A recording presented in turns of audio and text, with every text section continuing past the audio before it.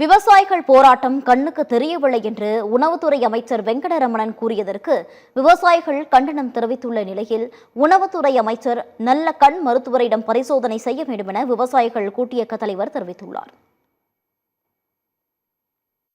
பயிர்க்கடனை தள்ளுபடி பண்ணணும் அப்படின்னு சொல்லிட்டு பல்வேறு கட்ட போராட்டங்கள் பல மாவட்டத்தில் நடந்துகிட்டு இருக்க விவசாயிகள் பண்ணிட்டு இருக்காங்க. அதை எப்படி பாருங்க? நம்ம எல்லாரும் சொல்றோம்.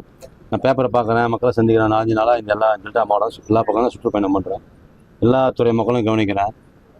பல்லிங் பண்ணுற இந்த மில் ஓனர்ஸ்லேருந்து கூலி தொழிலாளர் வரைக்கும் எல்லாத்தையும் பார்க்குறேன். போராட்டம் கண்ணுக்கு தெரிஞ்சு இல்லை. இந்த ஆட்சியில் போராட்டம் கிடையாது. மக்களை பொறுத்த வரைக்கும் இந்த மக்கள் ஆட்சிக்கும் நம்ம தமிழ் சப்போர்ட் பண்ணிட்டு இருக்காங்க.